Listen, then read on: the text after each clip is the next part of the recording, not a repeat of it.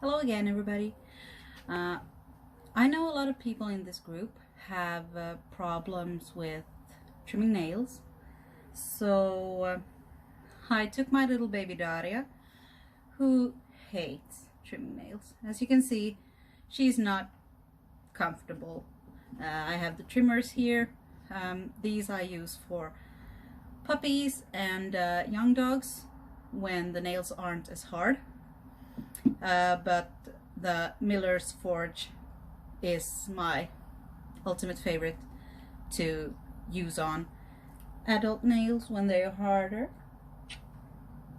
Yeah, and they need to be sharp. So when you feel that the trimmers doesn't cut properly, change them. Your dog can feel it too. I have some treats already. I have dried tripe, so that's stomach for the rest of you. And I'm gonna show you how I do this with Daria, who is very sensitive. She has very sensitive paws. I feel, compared to other dogs I've trimmed nails on, she feels much more intensely when I'm getting close to the blood vessel in the middle of the nail. Now, as you can see, our nails aren't super long. I try to cut them once a week. Sometimes it may get to 10 days instead of 7, but pretty close. I like to have my dogs on their back because I feel I can better see the nail that I'm trimming. I always cut the nail, if this is the nail, stand. I first cut the tip, then when I have the blunt tip, I cut the edges, the sharp edges on all 3 sides, above and on both sides. So each nail gets 4 cuts. This makes it harder for someone like Daria, who really doesn't like this, but she's being very good about it. I'm gonna scoot a little more to this side so you can see her properly. I like to cut outdoors when it's warm, because then I don't have to worry where the trimmings go. I always start with the paws that are easier for the dog, and for her it's the front paws. I start by holding the paw,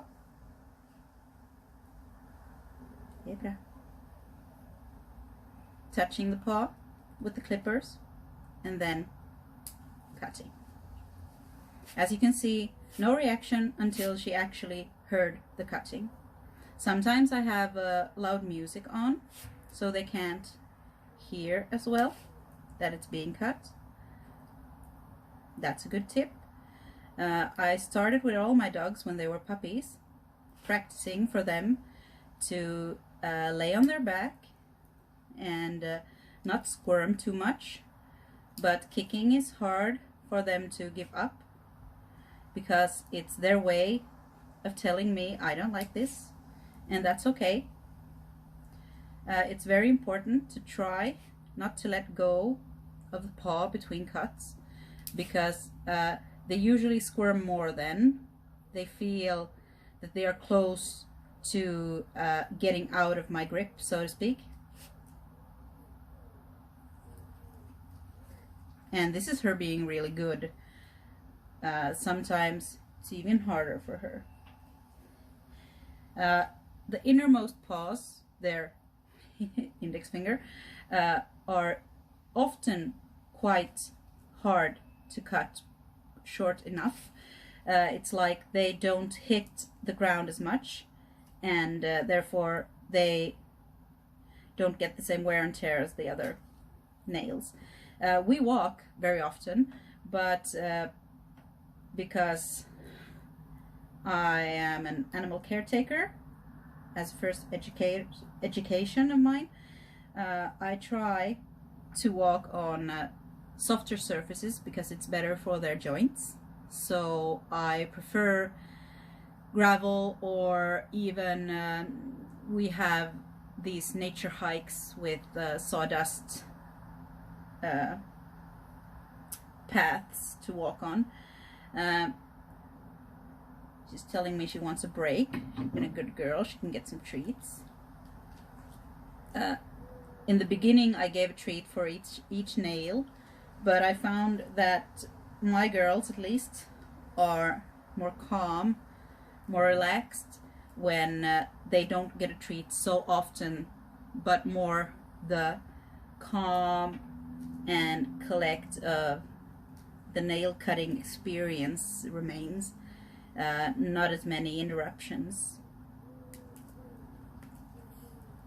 Yeah, I know. Too dukty. And even though it sometimes is hard, I never cut nails when I'm having a bad day, when I feel like my nerves are spent, because it takes a lot of patience to stay calm and collected. Even though they might kick, they might wince. Not my girls, but other dogs.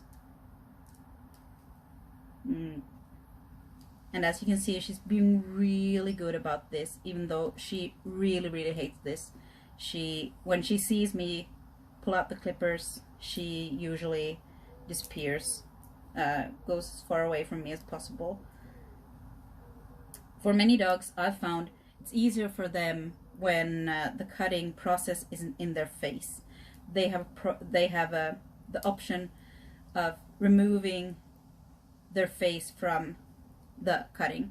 So that's why I also like having them on their backs like this instead of like this, because if their head is up near me and I need to see the nails properly, I have to lift the paw close to their face, so then the cutting action is like right in the face, and that's like taunting them that now I'm doing this. Can you see I'm doing this?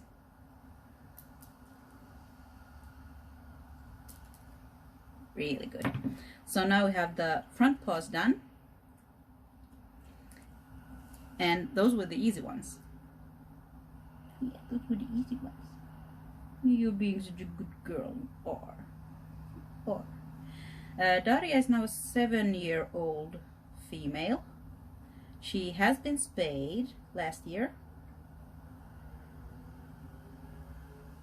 and it was very beneficial for her and for us as a pack.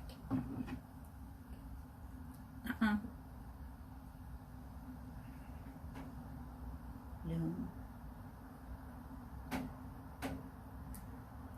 Duked. As you can see now, it's even further away from the face, so it's a bit easier on her, but she still dislikes this more than the front paws. I take the time, as you can see, to make sure she's calm before I cut. And when they were younger and we had more of a struggle, I took pauses. I didn't let go of the paw. I still held the clippers, but it was like me telling a child that the more you fight me on this, the longer it's gonna take. When you relax, it goes very quickly because I know what I'm doing. And it's okay if you feel nervous because you haven't done this before, or you're not sure because your minpin has black nails. You can't see where the vein is. That's why I always say cut once a week. When you cut once a week, you learn. It's about 1-2 millimeters. I'm sorry, we have the metric system. At a time. I always know where to cut. I don't even have to figure out where the blood vessel is. I know that this dog's claws grow this and this much in a week. So I cut that amount every week. If I were to cut these only once a month, those who take to vets probably don't go as often because it costs money. It would be really hard for me to know how much has the blood vessel grown, how much is the nail. This way I know, and I can cut without drawing any blood. Yes, I do sometimes. Sometimes I do. Nobody's perfect.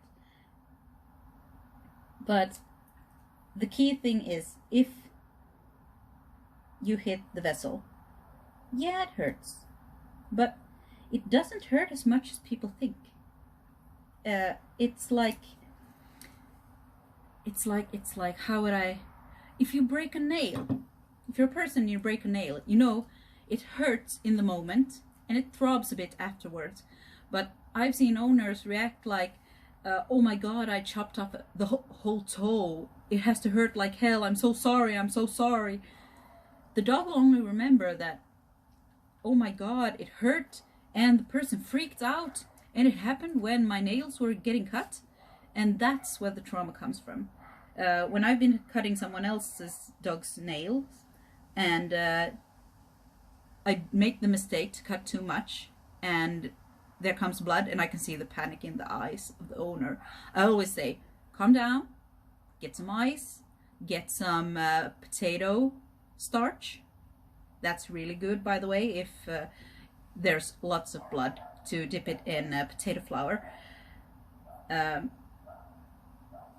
the dogs are fine afterwards. No big deal. The dog has to be really sensitive to make a big deal out of you cutting too much. And as I said, cut a little more often. And you might have a dog that, yeah, doesn't dislike it, but her tail isn't between her legs. She's only shaking a bit. She's being really good about it. She did. Yeah. But you have a real hurry to get away, don't you? Yes, you do. Yeah. The other girls are barking at something down the yard, so she's in a hurry. But thanks for watching. See you again. Hope this video was helpful. Sign out.